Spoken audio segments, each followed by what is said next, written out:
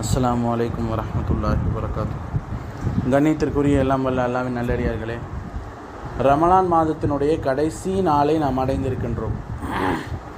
இன்றைக்கி தான் லாஸ்ட் நாள். திரும்பவும் ரமலான் அடுத்த வருஷம்தான் வரும். ரமலான் மாதத்தை பொறுத்த வரைக்கும் அதோடைய சிறப்பை ரமலான் மாதம் ஆரம்பிப்பதற்கு ஒரு மாதத்துக்கு முன்னாடி இருந்தே நான் பேச ஆரம்பிச்சிட்டேன். ரமலான்னா அப்படி, ரமலான்னா இப்படி, அவ்வளோ சிறப்பு, அவ்வளோ நன்மைகள், அவ்வளோ பாவ மன்னிப்பு, அல்லாஹ்வுடைய அருள் பொங்கி வழியக்கூடிய மாதம், புனிதம் நிறைந்த மாதம் அப்படின்னு பல கட்டங்களில் நம்ம பேசின ஒரு விஷயந்தான். ரமலான் நம்மை விட்டு போகின்றது. இந்த ரமலானில் என்ன இறையச்சத்தை கற்றுக்கிட்டோமோ, என்ன அமல்களை செஞ்சு நம்ம ப்ராக்டிஸ் பண்ணமோ, இதுதான் ஏனைய 11 மாதங்களும் தொடரப்போகுது. அப்போ இந்த ரமலான் நம்மை விட்டு போகின்றது. நம்முடைய மனசை சரி செய்ய வேண்டும், நம்மளுடைய ஈமானை தூய்மைப்படுத்த வேண்டும், நம்மளுடைய உள்ளத்தை பரிசுத்தப்படுத்தணும், நம்மளுடைய செயல்களை இன்னும் சிறப்பாக செய்ய வேண்டும். அடுத்த வருஷம் அடுத்த ரமலானுக்கு நம்மள யார் இருப்போமோ இல்லையோ அல்லாஹ்க்கு தான் தெரியும். யார் வேணாலும் இருக்கலாம், யார் வேணாலும் இல்லாமல் போகலாம். இந்த சபையில் இல்லாத நம்முடைய உடன்பிறப்புகள், குடும்பத்தார்கள், உற்றார் உறவினர்கள், நண்பர்கள் இந்த சபையில் இருக்கிற அடுத்த ரமலானில் இருப்போமா இருக்க மாட்டோமா அப்படின்றதுனா ஒரு கேள்விக்குறி தான். கிடைச்ச ரமலானும் இதுக்கு மேலே அவ்வளோதான் பயன்படுத்த முடியாது. கடைசி நாள் வந்துட்டோம். அப்போ இந்த அடிப்படையான விஷயங்களை நீங்கள் விளங்கிக்கோங்க. இதை விளங்கி உங்களுடைய வாழ்க்கையை மாற்றத்துக்கு நீங்கள் முயற்சி பண்ணுங்கள். அல்லாஹ் எல்லாருக்கும்லாம் சான்ஸ் தந்துட்டு இருக்க மாட்டான். எல்லா நேரமும் ஒரு மனிதனுடைய ரூஹ் எடுக்கிறான் அப்படின்னா அவ்வளோதான், அவனுக்கான வாய்ப்பு முடிந்து விட்டது. அல்லாஹ் குர்ஆனில் கூட சொல்லுவான்ல, ஒரு மனிதன் கதறுவான் மறுமை நாள், எல்லாம் மறுபடியும் எனக்கு உலகத்துக்கு திருப்பி அனுப்பு, நான் திருப்பி நல்லது செய்கிறேன், இன்னும் கொஞ்ச நாள் எனக்கு டைம் கொடு, நான் தர்மம் செஞ்சு நல்ல அமல்கள்லாம் செஞ்சு நான் நல்லவனாக மாறிடுறேன் அப்படின்னு சொல்லும்போது அல்லாஹ் சொல்லுவான், நீ இதெல்லாம் உன்னுடைய வாய் வார்த்தை, நீ போனீன்னா திரும்பவும் வேலை தான் காட்டுவேன், அதனால் உன்னுடைய டைம் முடிஞ்சிருச்சு, உன்னுடைய கணக்கு இவ்வளோதான் இருக்குது, நீ போ நரகத்துக்கு நல்லா சொல்லிடுவான். அப்போ அந்த கிடைத்த வாய்ப்பை பயன்படுத்தி கொண்டு இந்த உலக வாழ்க்கையில் நமக்கு எல்லாம் வாய்ப்பு கொடுத்துருக்கும் போதே நம்ம சரியாகிக்கிட்டால் தான் உண்டு. நம்ம டைம் முடிஞ்சிருச்சுன்னா கத்துனாலும் சரி, கதறினாலும் சரி, தலைகீழ நின்றாலும் சரி, அல்லாஹ் நாடுறது தான் நடக்கும். தீர்ப்பு நாளின் அதிபதி மாலிகி யௌமித்தீன், அதுதான் அல்லாஹ். மறுமை நாள் அல்லாஹ் என்ன சொல்கிறானோ அதுதான் நடக்கும். உனக்கு சொர்க்கமா சொர்க்கம், உனக்கு நரகமா நரகம், அவ்வளோதான். குர்ஆனில் ஒரு வசனம் வரும், உங்களையும் உங்கள் குடும்பத்தாரையும் நரக நெருப்பிலிருந்து நீங்கள் பாதுகாத்து கொள்ளுங்கள்னு அல்லாஹ் சொல்கிறோம். உங்களையும் உங்கள் குடும்பத்தாரையும் நரக நெருப்பிலிருந்து பாதுகாத்து கொள்ளுங்கள். நாளைக்கு நான் சொர்க்கம் நீங்கள்லாம் நரகம் அப்படின்னா எனக்கு எப்படி இருக்கும்? நாளைக்கு இவங்க சொர்க்கம் நமக்கெல்லாம் நரகம் அப்படின்னா எப்படி இருக்கும்? நம்ம எல்லாருக்கும் சொர்க்கம், ஒருத்தருக்கு மட்டும் நரகம் அப்படின்னா எப்படி இருக்கும்? அதை யாரால் தாங்கிக்க முடியும்? நிதர்சனமான உண்மையான விஷயம் என்ன அப்படின்னா, சொல்கிறது மட்டும்தான் நம்ம கடமை. கேட்குறதும் கேட்காததும் அவங்கவுங்க கையில் இருக்கு. இது எல்லாருக்கும் பொருந்தும், எனக்கும் பொருந்தும். நீங்கள் எனக்கு ஒரு விஷயம் சொன்னீங்கன்னா அதை உள்வாங்கி அதை கேட்குறது கேட்காததும் என்னுடைய விருப்பமாக தான் இருக்குது. அல்லாஹ் நாடணும், அல்லாஹ் வழிகாட்டணும். ஒரு சில நேரங்களில் அல்லாஹ் வழிகாட்டுவோம், அதை நம்ம பயன்படுத்திக்கணும். இங்கே யாரும் யாரையும் மாற்றுவதற்காக வரவில்லை. இப்போ என்னால் யாரையும் மாற்றிட முடியாது. நீ இப்படி செய்ய அப்படி செய்ய அதை இதையும் சொல்லி மாற்ற முடியாது. அல்லாஹ் நான் மட்டும்தான் அவங்க மாறுவாங்க. நம்மளால் எடுத்து சொல்ல மட்டும்தான் முடியும். நான் ஏதோ பேசிகிட்டு இருக்கேன்னு நீங்கள் நினைக்க வேணாம். ரமலான் நம்மளை விட்டு கடந்து போகுது. ரெண்டாவது, இதை உணர்ந்து நம்மளுடைய வாழ்க்கையை மாற்றணும். மூணாவது, இந்த மாற்றத்துக்கான வேலையை தான் நம்ம செஞ்சிட்ருக்கோம். மாற்றம்ங்கிறது அல்லாஹ் கையில் இருக்குது. நம்மளுடைய உள்ளம், நம்மளுடைய கல்வை அல்லாஹ் தன்னுடைய 2 விரலுக்கு நடுவில் வச்சுருக்கான். அவன் இப்படின்னா நம்ம மனசு மாறிடும், அவன் இப்படின்னா நம்மளுடைய மனசு மாறிடும். இப்போ நம்மளுடைய மாற்றம்ங்கிறது அல்லாஹ் கையில் இருக்குது. அப்போ அல்லாஹ் வழிகாட்டுறான். அல்லாஹ் கொடுக்குற டைமை பயன்படுத்திக்கணும், அல்லாஹ் கொடுக்குற சான்ஸை பயன்படுத்திக்கணும் அப்படின்றத நான் சொல்கிறேன். இதை அல்லாஹ் கொடுத்த சான்ஸை பயன்படுத்தி மாறணுன்னா என்ன தெரியுமா செய்யணும்? கவனிங்க. இப்போ ரமலான் நம்மளை விட்டு போகுது, நம்மளை மாற்றிக்கணும். இதுக்கு மேலே அந்த வாய்ப்பு கிடைக்குமா கிடைக்காதாங்கிறது தெரியாது. இப்போ இதுக்கு ஒரு விஷயம் செய்யணும், உணரணும். பள்ளிவாசலில் ஒருத்தர் ஈத்திகாஃப்க்கு உட்காந்துருக்கார். ஈத்திகாஃப்னா 10 நாள் 5 நாள் பள்ளியிலேயே தங்கி அமல் செய்வாங்க. அந்த வணக்கத்துக்கு பள்ளிவாசலுக்கு ஒருத்தர் உட்காந்துருக்கார். அவர் இது வரைக்கும் நான் பார்த்ததே கிடையாது. அவருக்கு கண் பார்வை இல்லையாம். பிறந்ததுலேருந்தே தன்னுடைய வாழ்க்கையில் எதையுமே அவர் பார்த்துருக்க மாட்டார். இயற்கை காட்சியை பார்த்துருக்க மாட்டார், குழந்தையை பார்த்துருக்க மாட்டார், பெண்களை பார்த்துருக்க மாட்டார், அவருக்கு குடும்பத்தார்களை அத்தா அம்மாவை பார்த்துருக்க மாட்டார், எதையுமே பார்த்துருக்க மாட்டார். இந்த வாழ்க்கையில் எத்தனை பயான் செஞ்சாலும் அவரை பார்த்தா ஒரு உணர்தல் வருது. அது எத்தனை பயான் கேட்டாலும் இனிமேல் வாழ்க்கையில் வரவே வராது. அப்பேற்பட்ட ஒரு உணர்தல் இந்த ரமலானில் அல்லாஹ் வந்து எனக்கு நான் பள்ளியில் உட்காந்துருக்காரு, நம்மளால முடியலைங்க ஒன்றுமே. இதுக்கப்புறம் வாழ்க்கையில் யார்கிட்ட எவ்வளோ பேசினாலும் அப்பேற்பட்ட ஒரு பாடம் எனக்கு கிடைக்காது. உட்கார்ந்து திக்ர் செய்கிறாரு, குரான் ஓதுறாரு, அமல் செய்கிறாரு, யாராவது என்னை கொண்டு போய் டாய்லெட்டுக்கு விடுங்க அப்படின்னு கேட்குறாரு. சாப்பாடு வாங்கி தரவான்னு கேட்குறாங்க, வேணாம் என்னுடைய தேவையை நானே பார்த்துக்கிறேன்னு சொல்கிறாரு. நான் ஒரு சில சூறாக்கள் மனப்பாடம் பண்ணி வச்சுருக்கேன், அதில் ஏதாவது மிஸ்டேக் வருதான்னு சொல்லுங்கன்னு கூப்பிட்டு அடுத்தவங்கள்ட்ட பாடம் படிச்சுக்கிறாரு.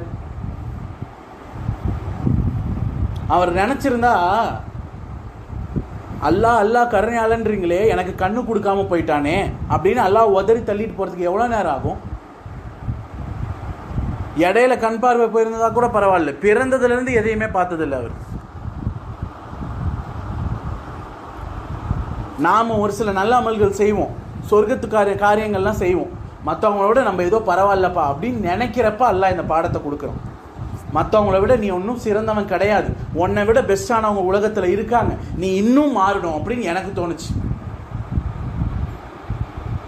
அப்போ இந்த மாதிரியான உலகத்தில் பல விஷயங்களை பார்த்து உணர்ந்தால்தான் நம்மளால் மாற முடியும். ஒருத்தர் வயசானவர் தள்ளாடிட்டு போயிட்டு இருக்காரு, பெருசு போகுது பாரு அப்படின்னா மாற முடியாது.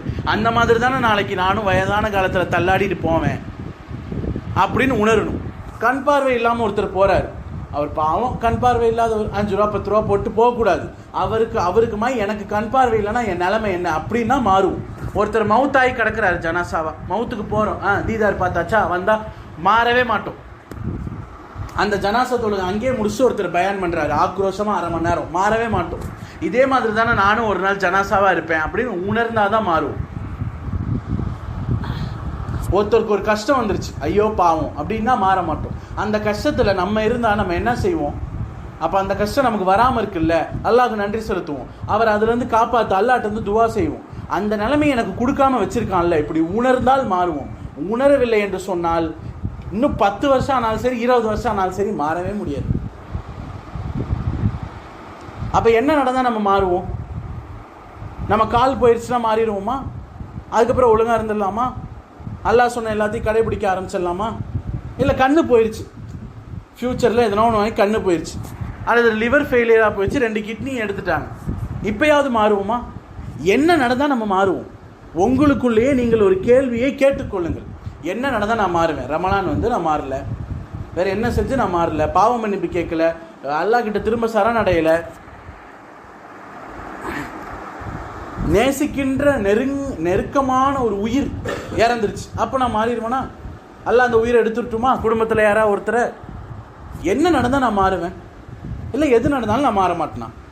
இப்படி ஒரு கேள்வியை உங்களுக்குள்ளே நீங்கள் கேட்டுக்கோங்க. ரமலான் நம்மளை விட்டு போயிட்டுருக்கு, அவ்வளோதான். மிக அற்புதமான ஒரு அருளான ஒரு சான்ஸ். எண்டுக்கு வந்துட்டோம், கடைசிக்கு வந்துட்டோம். அடுத்த ரமலானுக்கு இருப்போமா இல்லையாங்கிறது சந்தேகம்தான். இருக்கிற ரமலானையும் நானாக இருக்கட்டும் அல்லது அஃப்ரத் யாராக இருக்கட்டும் சரியான முறையில் பயன்படுத்தணுமா அப்படின்றது கேள்வி. ஏன்னா நம்மளுடைய புலம்பல்களே மற்ற ரமலான் மாதிரி இந்த ரமலான் இல்லை, ரொம்ப லேகாக போச்சு அப்படின்றது தான். அப்போ சரியாக பயன்படுத்தணுமா இல்லையா அப்படின்றது ஒரு கேள்வி. அப்போ நம்மளுடைய குடும்பத்தார்கள் எல்லாரும் ஒரு சேர சொர்க்கத்துக்கு போகணும், யாரும் மிஸ் ஆகிடக்கூடாது, அங்கங்கே சதறிடக்கூடாது, எல்லாத்தையும் நரக நெருப்புலேருந்து பாதுகாக்கணும். அப்படில அல்லாஹ்கிட்ட மாறி திருந்தி பாவ மன்னிப்பு கேட்டு அல்லாஹ்ட்ட சரணடைஞ்சு அல்லாஹ் ரசூல்லா பேச்சை கேட்கணும் ஒரு கட்டத்தில் வரும். இப்படி வரணும்னா என்ன செய்யணும்? உணரணும். நமக்கு கீழே சுற்றி இருக்க ஆட்கள் எத்தனையோ பேர், காது கேட்காதவங்க இருக்காங்க, வாய் பேசாதவங்க இருக்கிறாங்க, கண்ணும் தெரியாது, காதும் கேட்காது, வாயும் பேச முடியாது, இப்படிப்பட்ட நபர்கள் இருக்கிறாங்க. இப்போ வாட்ஸ்அப்பில் போன வருஷம் ஒரு வீடியோ வந்தது, அது சமீபமாக நான் கேலரியை பார்த்துட்டு இருக்கப்போ அதில் ஒன்று வந்துச்சு. அதில் சபையில் உட்காந்துருக்கவங்க எல்லாருமே ஒரு புத்தகம் வச்சுருக்காங்க, அதுதான் குரானை மடியில் வச்சுட்டு இப்படி இப்படி இப்படி இப்படி விரலை இப்படி மாற்றி மாற்றி மாற்றி மாற்றி செஞ்சு செஞ்சு செஞ்சு உட்காந்து இது பண்ணிகிட்டு இருக்காங்க. என்ன அப்படின்னா அவங்கெல்லாம் குரான் படிக்கிறாங்களாம், அவங்களுக்கால வாய் பேச முடியாது.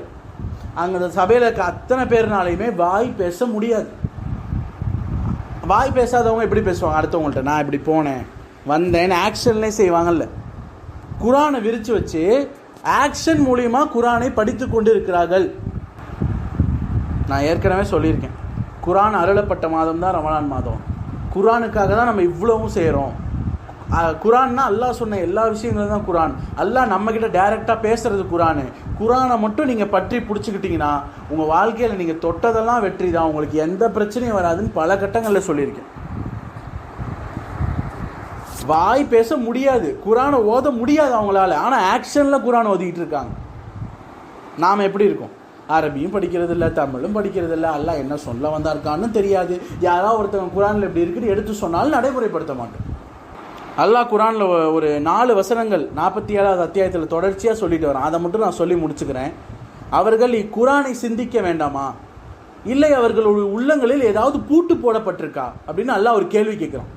குரான் எடுத்து படிக்க மாட்டியா, சிந்திக்க மாட்டியா, இல்லை உங்களுக்கு மனசில் ஏதாவது பூட்டு போட்டு வச்சிருக்கியா, அதுக்காக அந்த பூட்டை எப்படி திறக்கிறதுன்னு யோசிச்சு பாருன்னு அல்லாஹ் கேள்வி கேட்குறான்.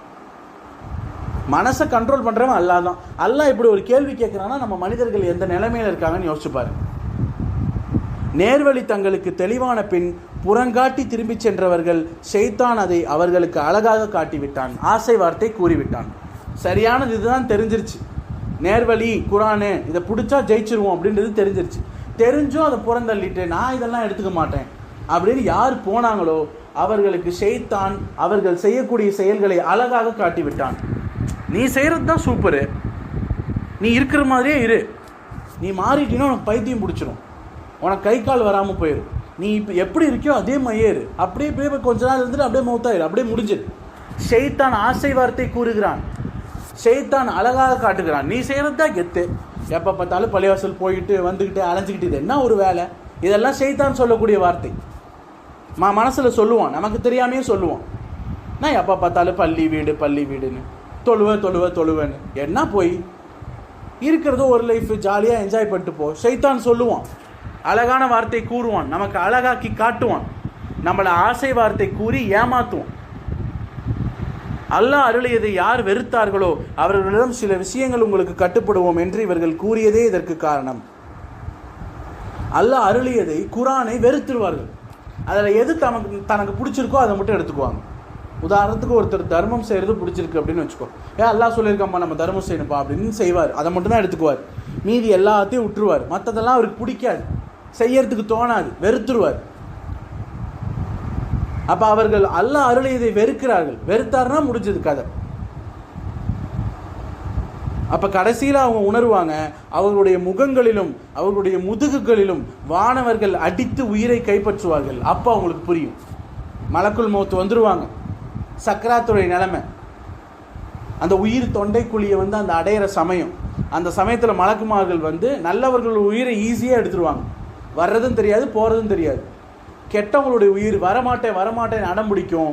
அப்போ முதுகுலையும் முகத்துலையும் ஒட்டம்புலையும் சர்ற மாதிரியா அட்டி காட்டுத்தனமாக அடித்து கஷ்டப்பட்டு அந்த உயிரை பிடுங்குவாங்க. அப்படி பிடுங்குறப்ப தான் அவங்களுக்கு புரிய வரும். இப்போ அந்த நேரங்களில் நமக்கு புரிய வந்தால் நஷ்டவாளி தான். அப்போ புரிஞ்ச என்ன பிரயோஜனம்? இப்போ அதுக்கு முன்னாடி குரானை சிந்தித்து உங்கள் வாழ்க்கையில் நடைமுறைப்படுத்துங்க, அல்லாஹ் ரசூலுல்லாஹ்க்கு கட்டுப்படுங்கன்னு இந்த இதில் அல்லாஹ் சொல்கிறோம். இப்போ இன்று கேட்ட அனைத்து விஷயங்களையும் பின்பற்றக்கூடிய புரிந்து கொள்ளக்கூடிய பாக்கியத்தை இறைவன் நம் அனைவருக்கும் தந்த அருசேவானாக என்று கேட்டு நிறைவு செய்கிறேன். வாஹிர் தவானா அல்ஹம்துலில்லாஹி ரபில் ஆலமீன். அஸ்ஸலாமு அலைக்கும் வரஹ்மத்துல்லாஹி வபரகாத்துஹு.